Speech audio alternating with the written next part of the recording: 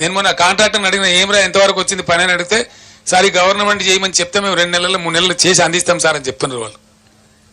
ఒకసారి అది మళ్ళీ కలిసిందంటే బ్రహ్మాండంగా అసలు నీటి సప్లై డోకా ఉండదు. సాగర్లో పూర్తి స్థాయి నీటి మట్టం వాడుకునేటువంటి పరిస్థితి ఉంటుంది. 100 టీఎంసీలు ఉంటుంది. కాబట్టి ఇవి ఏం చేయకుండా ఇవి ఏం పట్టించుకోకుండా దీని మీద సమీక్షలు లేకుండా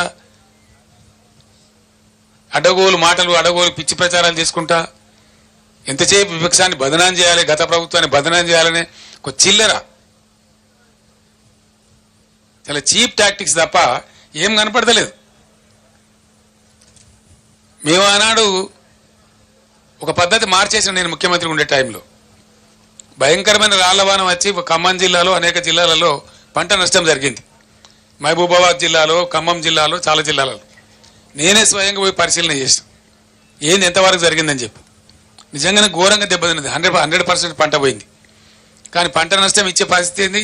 ఆ రోజు వరకు కూడా కేంద్ర ప్రభుత్వాన్ని నివేదిక పెట్టాలి, ఆ తోకగాలు రావాలి 3 నెలలకు, వాడు వచ్చే వరకు ఏమి ఉండదు, వాడు ఉల్టా రిపోర్ట్ రాయాలి, వాడేమి ఇయ్యాడు, వీడు తీసుకోడు, రైతుకు అందదు.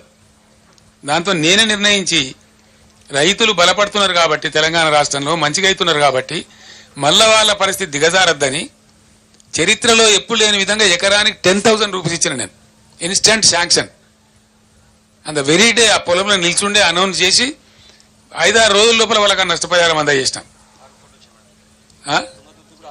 ఇది తుంగతుర్తికి 6 కోట్లు ఇచ్చినాం. మొత్తం దాదాపు 149 కోట్ల రూపాయలని పంపిణీ చేసినాం ఇమీడియట్ గా రైతులకు.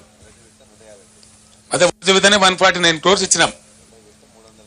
రెండో విడత అంటే సుమారు ఒక 500 కోట్ల రూపాయలను పంచినాం రైతులకు మేము. ఇవాళ లేదండి, రాళ్ళవాన వాడిది అడిగే దిక్కు లేదు. ఓ మంత్రి ఓడు, ఓ ఎమ్మెల్యే ఓడు, దొంగలు కదా ముఖం సాటేసినట్టు. ముఖ్యమంత్రికి అయితే పట్టేలేదు, ఢిల్లీ యాత్రలే సరిపోతాయి. ఏది మరి నాకు అర్థం కాదు. ఎమ్మెల్యేలు ఓరు, ఎంపీలు ఓరు, మంత్రులు ఓరు, అధికారుల బృందాలు పంపించారు. మేము ఒకటే మాట చెప్తా ఉన్నాం, ఇవాళ ఏది ఏమైనా సరే రణరంగం అయినా సరే ఈ ప్రభుత్వాన్ని మెడలు వంచుతాం, వదిలిపెట్టాం ఎట్టి పరిస్థితులలో, ఎట్ ఎనీ కాస్ట్. మేమన్నాడు 10,000 రూపాయలు ప్రపంచంలో ఇయ్యాలి, 10,000 రూపాయలు, 2,000 ఏదో ఇచ్చి చిల్లర చేతులు దులుపుకునేది. మేము 10,000 రూపాయలు ఇన్స్టెంట్ గా ప్రకటించి 500 కోట్లు సుమారు పంచినాం. 450-460 కోట్లు పంచినాం. ఇలా అతి లేదు గతి లేదు. సుమారు 1,00,000 ఎకరాలలో పంటలు పోయినాయి రాళ్లవానలు పడి, అకాల వర్షాలు పడి, కొన్ని హోరు గాలికి దెబ్బతిన్నాయి, వర్షాలు గుడిసి దెబ్బతిన్నాయి, కొన్ని రాళ్లవానకి దెబ్బతిన్నాయి. దానికి దిక్కు లేదు, దాని గురించి మాట్లాడడం లేడు. ఇవాళ ఉన్న మంత్రి, ముఖ్యమంత్రి, ఉప ముఖ్యమంత్రి వీళ్ళంతా ఏం మాట్లాడినండి? అసలు వాళ్ళ ముఖాలకన్నాడు ఇయ్యలే. వాళ్ళు దిగిపోయిన నాడు కూడా 470 కోట్లు బకాయిలు పెట్టిపోతే మేము ఇచ్చినాం ఇన్పుట్ సబ్సిడీ. బీఆర్ఎస్ గవర్నమెంట్లో ఇచ్చినాం. వాళ్ళు ఎగబెట్టిపోతే 2014లో ఎగబెట్టిపోతే 2-3 ఏళ్ళ నుంచి ఉన్న బకాయిలు పెండింగ్ పెట్టిపోతే మేము క్లియర్ చేసినాం. అవి క్యాబినెట్లో తీర్మానం చేసి ఈరోజు మేము ఏం పెట్టలే, బకాయిలు లేవు. ఇలా జరిగింది. మేమన్నా 10,000 ఎప్పుడు చరిత్రలో ఇయ్యని 10,000 50 ఏళ్ళ కాంగ్రెస్ పరిపాలనలో ఎన్నడూ తెలుగుదేశం పరిపాలనలో ఎవడు ఇయ్యని 10,000 రూపాయలు మేము ఇస్తే దాన్ని కూడా ఎకసక్కం చేసి మాట్లాడినారు, ఘోరంగా మాట్లాడినారు. ఏ మూల సరిపోద్దండి 10,000, 20,000 రూపాయలు ఇవ్వాలి అని మాట్లాడినారు. మరి ఇలా ఏడ వండుకున్నారు? తలకాయ ఎక్కడ పెట్టుకున్నారు? ఏం చేస్తున్నారు? గుడ్డిగురాల పనులు తోముతున్నారా? వీళ్ళు రైతులు గారా? వీళ్ళు ప్రజలు గారా? పట్టింపు లేదా? వాళ్ళ తరఫున మాట్లాడటం లేరనుకుంటున్నారా? ఒక మహాసముద్రం అంత పార్టీ బీఆర్ఎస్ పార్టీ ఉంది, ఊరుకోదు. ఎట్టి పరిస్థితులలో 100కు 100% రైతుల పక్షాన పోరాటం చేస్తాం. ఖచ్చితంగా ప్రభుత్వాన్ని నేను డిమాండ్ చేస్తాను. ఇలా సూర్యాపేట నుంచి ఈ ఎండిపోయిన పంటలకు మీరే ఎండబెట్టిండ్రు కాబట్టి, మీ అసమర్థత వాళ్ళు ఎండగొట్టిండ్రు కాబట్టి, మీ అసమర్థత కాదు అని మీరు ఒప్పుకోకపోయినా ఎండిపోయినాయి కాబట్టి వెంటనే జిల్లా కలెక్టర్లకు ఆదేశాలు ఇచ్చి ఎన్యూమరేట్ చేయించాలి. ప్రతి ఒక్క ఎకరం ఏ జిల్లాలో, ఏ గ్రామంలో, ఏ మండలంలో, ఏ రైతుది ఎంత ఎండింది అవి లెక్కలు తీయాలి.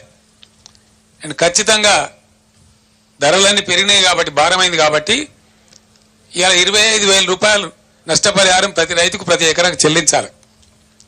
This is our demand. చేసేంత వరకు మిమ్మల్ని వేటాడతాం, వెంటాడతాం. ధర్నాలు చేస్తాం, నిద్రపోనీయం, ఎక్కడికక్కడ మీ మంత్రులను మీ ఎమ్మెల్యేలను నిలదీస్తాం. గ్రామాలలో ప్రజాస్వామ్యంలో డెఫినెట్గా అడిగే హక్కు మాకు ఉంటుంది కాబట్టి ప్రధాన ప్రతిపక్ష పార్టీగా ప్రజల పక్షాన మాకు ప్రజలు ఇచ్చిన పాత్ర అదే కాబట్టి మేమది న్యాయం చేయాలి. వాళ్ళ గొంతే మేము ఇవ్వాలి. ఈ రాష్ట్రంలో ప్రధాన ప్రతిపక్ష 39 ఎమ్మెల్యేలను గెలిపించి మేమేం రౌట్ కాలే. ఈ రాష్ట్రంలో మీరు ఒక్కరినో ఇద్దరినో కుక్కలను నక్కలను గుంజుకొని ఓహో ఆహా అని సంఖ్యలు గుద్దుకోవచ్చు. అది చాలా చీలర చీప్ టాక్టిక్స్. అది it's a cheap political stunt which is uncared. ప్రజా సమస్యల ముందు, ప్రజల యొక్క బాధ ముందు, ఎండిన పంట పొలాల ముందు ఈ చిల్లర రాజకీయాలు కాదు. ఇవి నడుస్తూనే ఉంటాయి, దీనికి పెద్ద ఇష్యూ కాదు. కానీ ఎండిన ప్రతి ఎకరాను మీరు వెంటనే ఎన్యూమరేట్ చేయించాలి. మా బీఆర్ఎస్ దళాలు తిరుగుతున్నాయి, మేము ఎన్యూమరేట్ చేస్తూ ఉన్నాం. మా మంత్రులు, మా మాజీ మంత్రులు, ఎమ్మెల్యేలు, ఎంపీలు ఉన్నోళ్ళంతా మా ఎమ్మెల్సీలు తిరుగుతూ ఉన్నారు. ఖచ్చితంగా తీస్తాం, లెక్కలు పెడతాం, మిమ్మల్ని బజార్లకు ఈడిస్తాం. 100కు 100% మీ చేత కక్కిస్తాం. అది మీరు కట్టి తీరాలి. అది ప్రభుత్వ బాధ్యత.